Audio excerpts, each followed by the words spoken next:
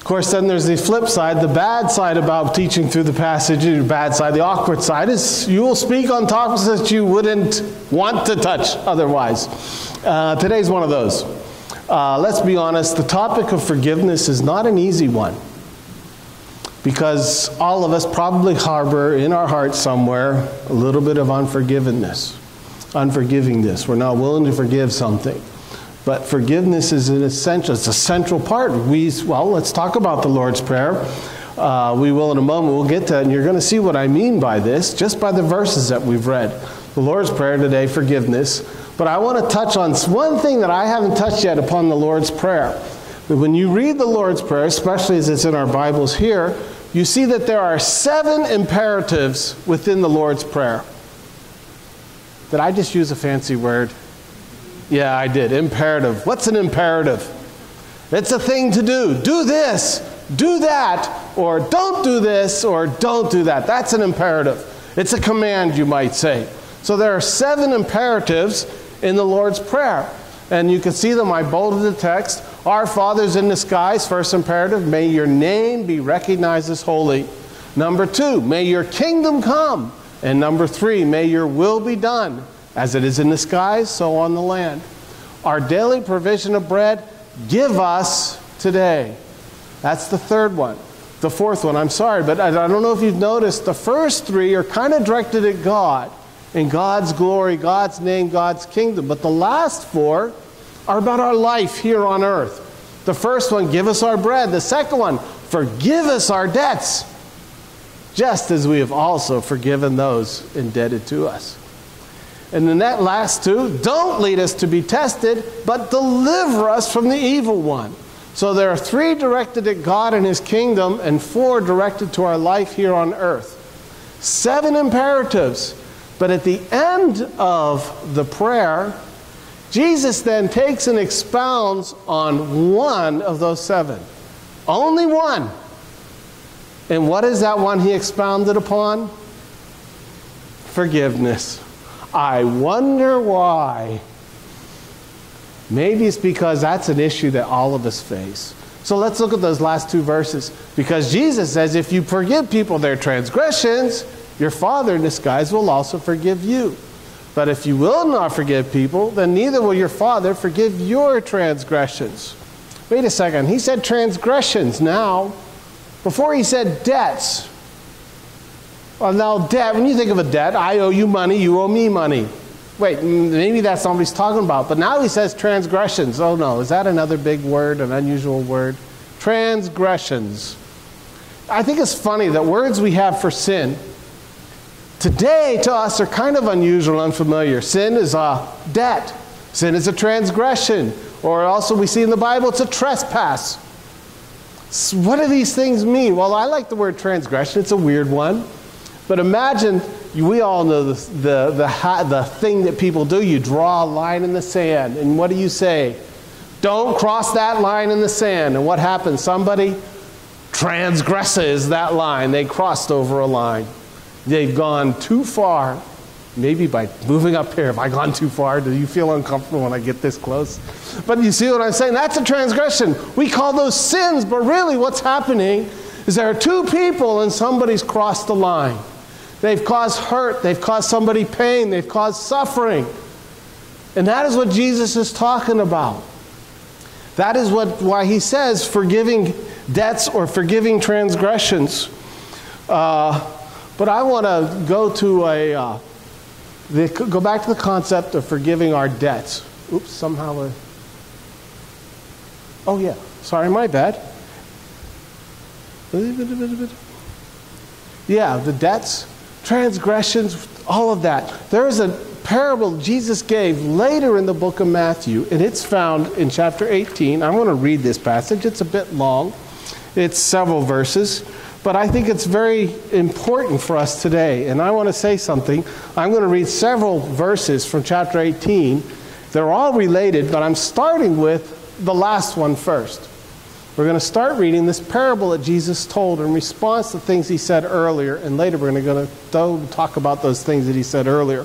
But we're going to start with the end because it starts with a debt. Or it ends with the debt. For this reason, the kingdom of heaven may be compared to a king who wished to settle accounts with his slaves. When he began the reckoning, one who owed him 10,000 talents was brought to him. You say, what in the world? 10,000 talents. We'll come back to that. And as he could not pay, his Lord ordered him to be sold, together with his wife and children and all his possessions, and payment to be made. I will say this much. All of that was not worth 10,000. In other words, by doing this, having himself sold, his wife and children sold, and all of his possessions, they were never going to reach 10,000 talents. I'm just saying that up front. We'll get to that later. So the slave fell on his knees before him, saying, "Have patience with me, and I will pay you everything." And out of pity for him, the Lord of that slave released him and forgave him the debt. But that same slave, as he went out, came upon one of his fellow slaves who owed him 100 denarii. And seizing him by the throat, he said, "Pay what you owe." But his fellow slave fell down and pleaded with him, "Have patience with me and I'll pay you." But he refused. Then he went and threw him in prison until he would pay the debt.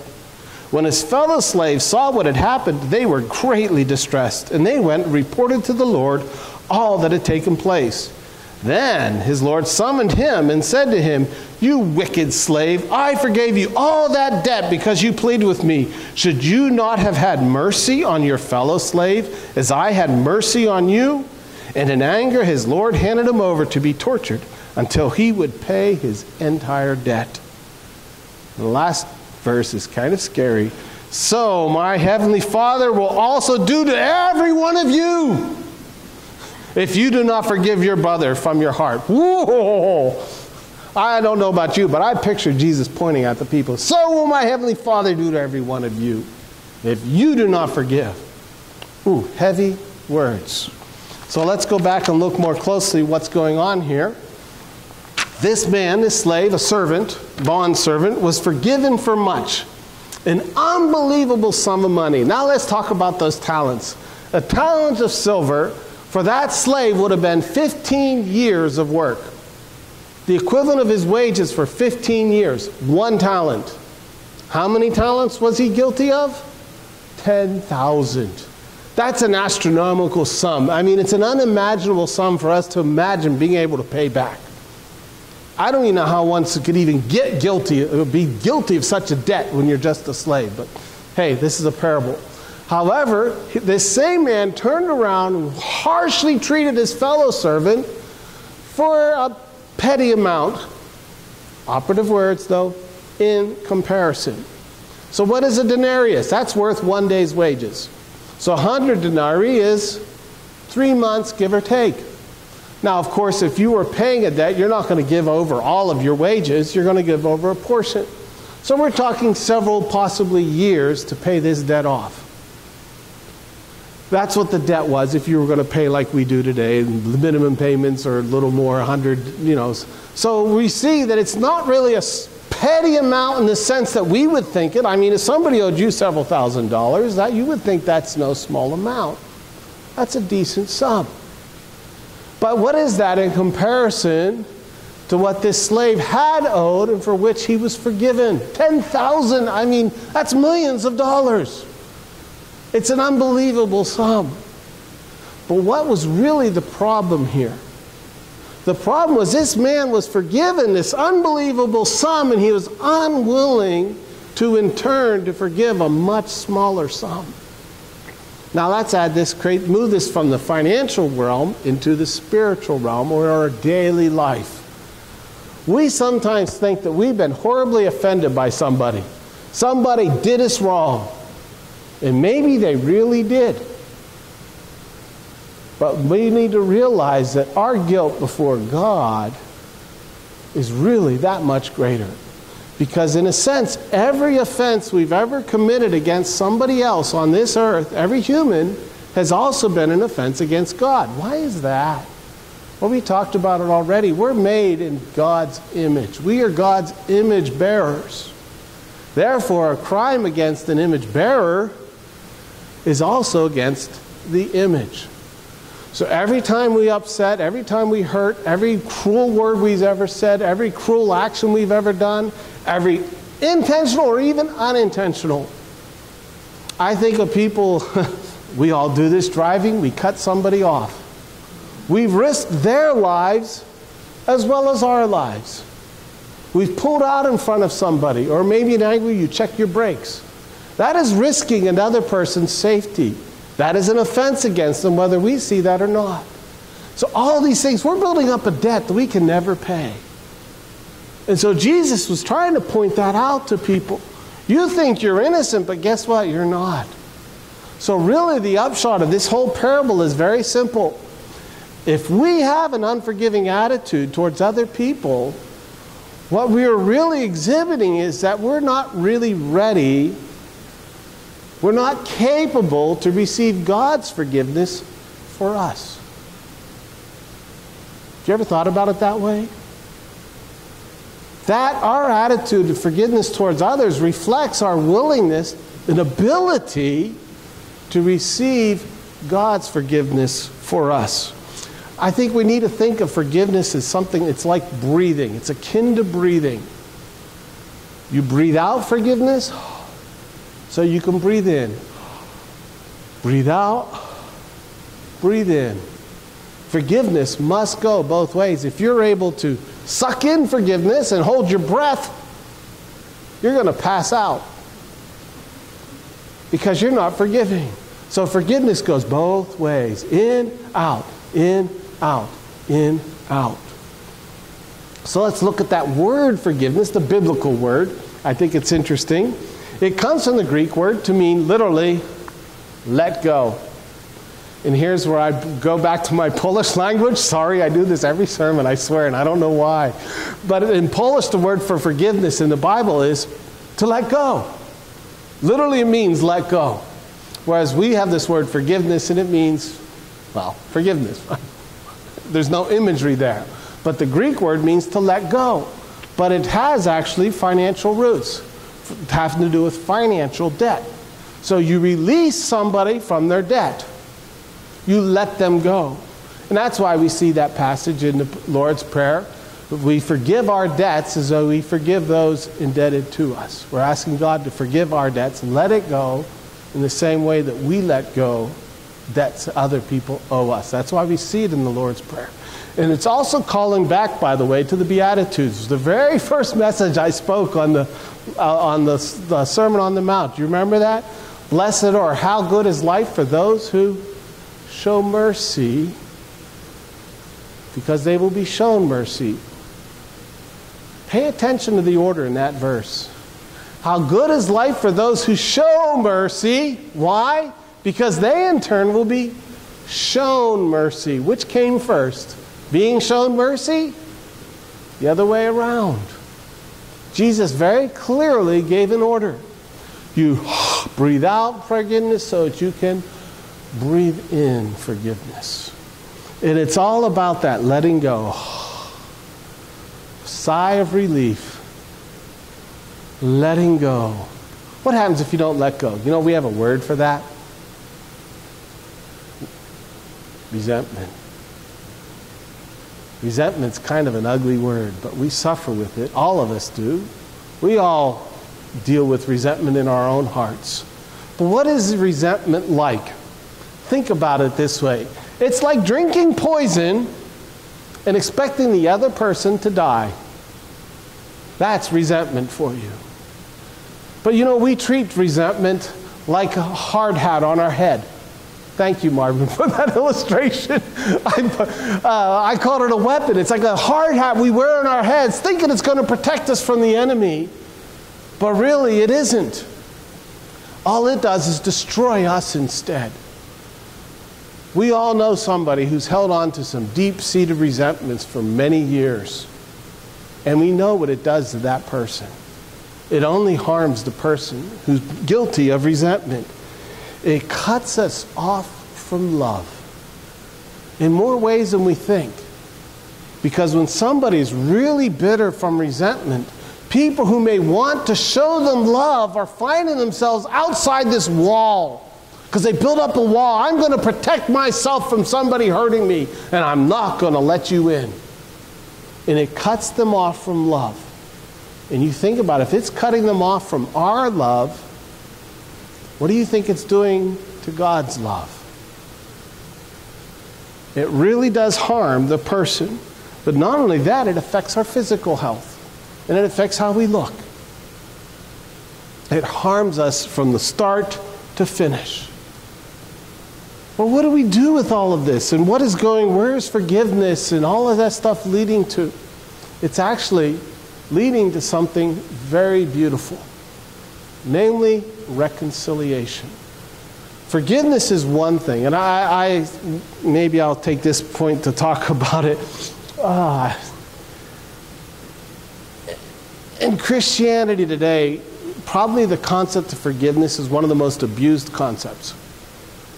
Well, for instance, how many of we've all heard this, a politician or a celebrity who said something ugly, and what's their apology sound like?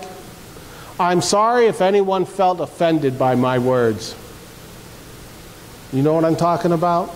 I'm sorry if what I said offended you. What they're saying is, I'm not sorry for saying it. I'm sorry that you're a sad, miserable creature who got offended by what I said. And they're not really apologizing for what they said. They're blaming the victim, the recipient of the apology. And in Christian circles today, oftentimes we're so quick to make sure that people forgive that we miss the concept of reconciliation. I'm going to give an example. In Poland, we knew a lady whose husband abused her and her son. And she went to her church to try to find some way to resolve this issue. And you know what they said? You need to forgive your husband. But he's still abusing me. Well, you just need to keep forgiving him. Oh, by the way, you can't leave your husband because that would be a sin. And so they try to insist that this poor victim of physical and emotional abuse keep forgiving while the abuse continued.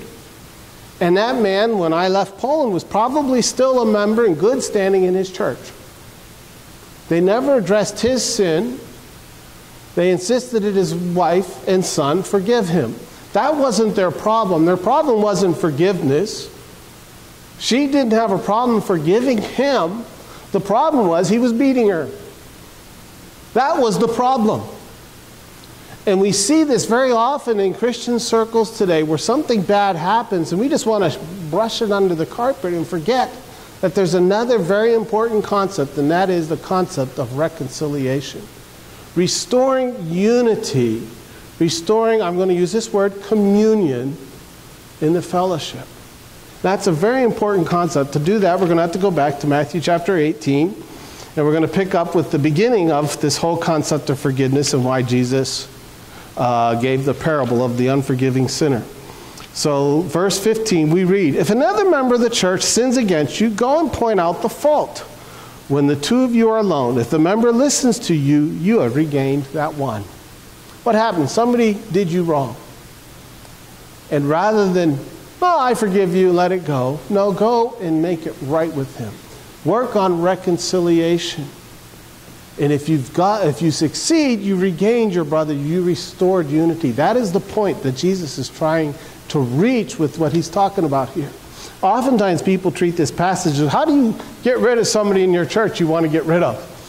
That's how it's treated, but that's not the point of this passage. The point of this passage is to restore unity and fellowship in a church. Because sometimes damage is done. Let's go on. If the member listens to you, you've regained that one. But if you are not listened to, take one or two others along with you, so that every word may be confirmed by the evidence of 2 or 3 witnesses. And again, hopefully this man will say, okay, this person will say, I was wrong, and I want to make it right. But what happens if that doesn't happen? If the member refuses to listen to them, tell it to the church. And if the offender refuses to listen even to the church, let such a one be to you as a Gentile and a tax collector, i.e. an outsider.